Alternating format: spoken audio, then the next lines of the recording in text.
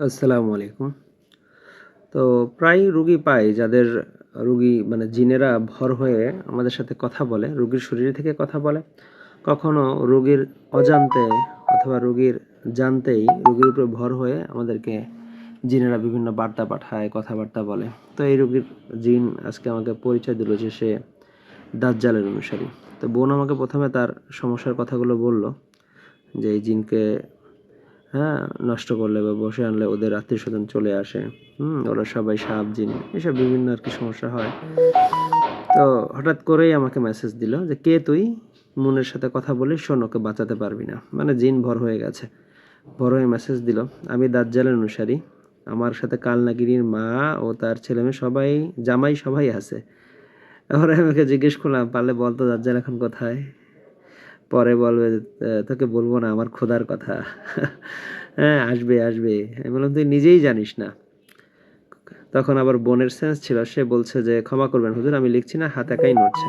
মাফ করবেন।" আ তারপরে আমি বললাম যে, "তোর খোদা কানা।" তারপর আবার জিন আবার একটু পরে বলল, "উনার এক চোখই তোকে তোমাকে মেরে ফেলবে। চোখ না, ইশারা হাতের।" আমি বললাম, "কানা চোখ আবার মারবে?" বলে, "পাহাড়ের চূড়ায় আছে।" আমি বললাম, "কোন পাহাড়?" পরে বললাম, "তোর দাজ্জালের কোনো টাইম নাই, শয়তান কানার অনুসারী। তোর কাছে যাবো আজ, রেডি থাকিস।" আমি বললাম, "পারলে এখনই আয়, আদর যত্ন করব।"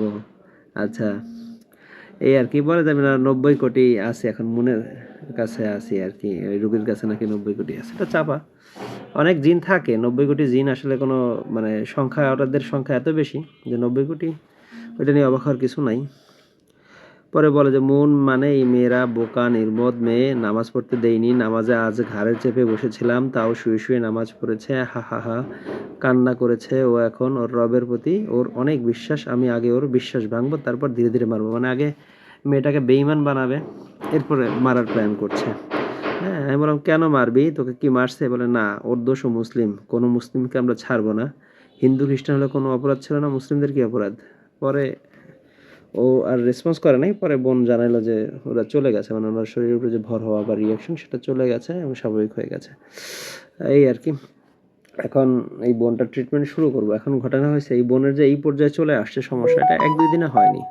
সময় নিয়ে আস্তে করে এই পর্যায়ে আসছে।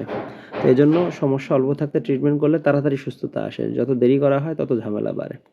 ইনশাআল্লাহ সমস্যা নাই। আল্লাহ চাইলে খুব দ্রুত সুস্থ হয়ে যাবে। আশা করি তার ট্রিটমেন্ট হ্যাঁ, খুব তাড়াতাড়ি শুরু করতে পারবো ইনশাআল্লাহ। আপনারা দোয়া করবেন তার জন্য। আসসালামু আলাইকুম।